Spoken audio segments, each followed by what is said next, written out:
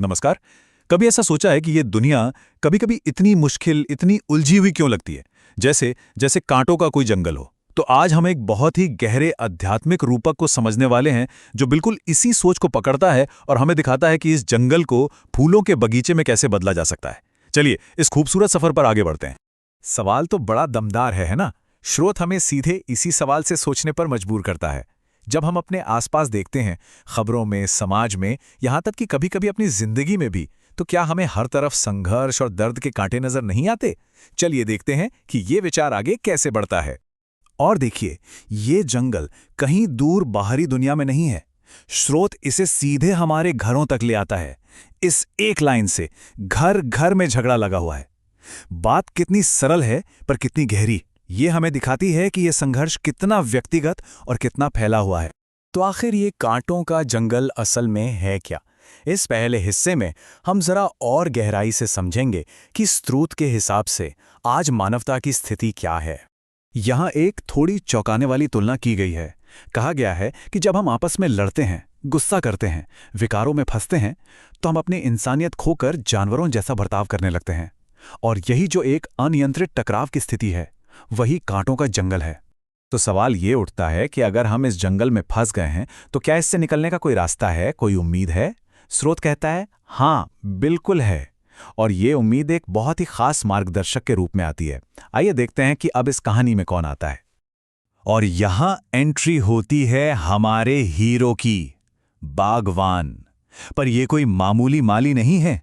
स्रोत के अनुसार ये एक दिव्य शक्ति है।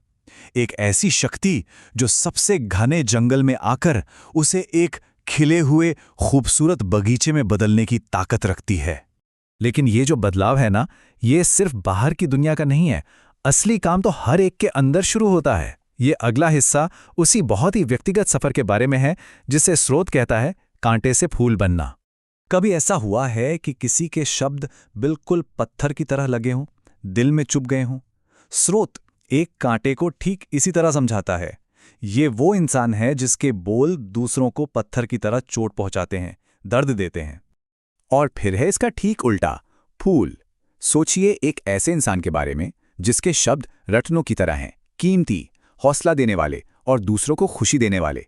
यही वो आदर्श है जो स्रोत हमारे सामने रखता है। तो कांटे से फूल बने कैसे? इसके लिए 3 कदम बताए गए हैं। पहला, हिम्मत करके आत्मनिरीक्षण करना, मतलब अपने अंदर के कांटों को, अपनी कमियों को पहचानना। दूसरा, उन अवगुणों से सच्ची वाली घृणा करना, इतनी कि उन्हें छोड़ने पर मजबूर हो जाएं। और आखिर में उनकी जगह दैवी गुणों को अपनाना, जिससे हम पूरी तरह से एक फूल बन जाएं। लेकिन ये सफर इतना सीधा नहीं है। रास्ते में एक बहुत बड़ी रुकावट है, एक शक्तिशाली ताकत जिसे माया कहा गया है।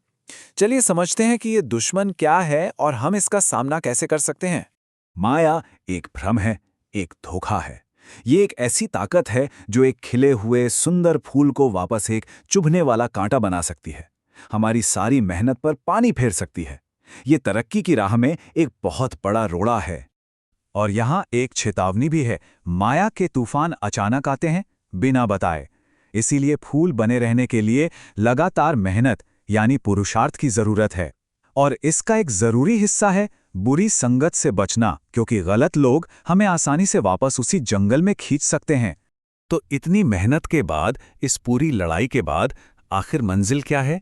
इनाम क्या है? हमारा आखिरी हिस्सा उसी शानदार दुनिया को दिखाता है जिसका वादा ये बदलाव करता है। ये स्लाइड एक तरह से पूरी कहानी को एक तस्वीर में दिखा देती है। बाईं तरफ है कलयुग, यानी कांटों का जंगल, नर्क, जहर का सागर। और दाईं तरफ है सतयुग की तस्वीर, फूलों का बगीचा, स्वर्ग, दूध का सागर। ये दिखाता है कि बदलाव कितना बड़ा है, अंधेरे से रोशनी तक का पूरा सफर। और अंत में स्रोत हमें इस एक बहुत ही व्यक्तिगत सवाल के साथ छोड़ देता है।